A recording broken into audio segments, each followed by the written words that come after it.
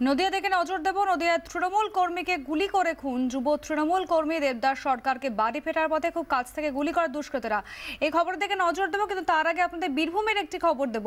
বীরভূমে পুলিশ কর্মীকে গুলি করা হয়েছে বলে অভিযোগ উঠছে এবং এলাকা দখলকে কেন্দ্র করে সংঘর্ষ হয়। সেই সংঘর্ষ থামাতে যায় পুলিশ এবং সেই সময় তার গায়ে গুলি লাগে। কাকড়াতলায় বড়া গ্রামে সংঘর্ষ চলছিল। প্রসেনজিৎ মালাকার আমাদের প্রতিনিধি রয়েছেন আমার সঙ্গে টেলিফোন লাইনে। প্রসেনজিৎ, ঠিক কি হয়েছে? হ্যাঁ দেখো, যেটা জানতে পারা যাচ্ছে এখনো পর্যন্ত যে কাকড়তলা থানার বড়ডা গ্রামে গতকাল মধ্যরাতে দুই দল দুষ্কৃতীর মধ্যে কার্যত এলাকা দখলকে ঘিরে একটি বোমাবাজির ঘটনা ঘটে এবং সেই ঘটনার সময় যখন দুই গোষ্ঠীর মধ্যে সংঘর্ষ চলছিল, পুলিশ কাকড়তলা থানার বিশাল পুলিশ বাহিনী গতকাল মধ্যরাত্রে কার্যত প্রায় 12:30 নাগাদ মধ্যরাত্রে যখন পুলিশ বাহিনী সেখানে পৌঁছায়, সেই সময় দুই গোষ্ঠীর সংঘর্ষের মাঝে পড়ে অরূপ মান্না বলে এক পুলিশ কনস্টেবলের পায়ে দুটি গুলি লেগেছে বলে আমরা জানতে পারছি। তিনি এই মুহূর্তে দুর্গাপুরের একটি বেসরকারি হাসপাতালে চিকিৎসাধীন।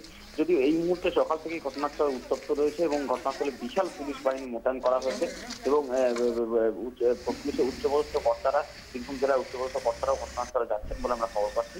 এবং পরিস্থিতির কথা মাথায় রেখে এই মুহূর্তে পুলিশের গোটা গ্রাম জুড়ে টহলদারি চালানো হচ্ছে এবং দুষ্কৃতীদের মধ্যে ঘটনাটি ঘটেছে তাদের খোঁজে গ্রামের ভিতরে ঢুকে তল্লাশি চালাচ্ছে পুলিশ প্রশাসন এবং খুব তাড়াতাড়ি থেকে গ্রেফতার করা হবে বলে পুলিশ প্রশাসনের তরফ থেকে জানানো।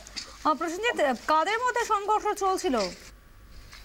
দেখো, যেটা জানতে পারা যাচ্ছে যে স্থানীয় গ্রামেরই দুই গোষ্ঠী কার্যত এলাকা দখলকে কেন্দ্র করে এই ঘটনা।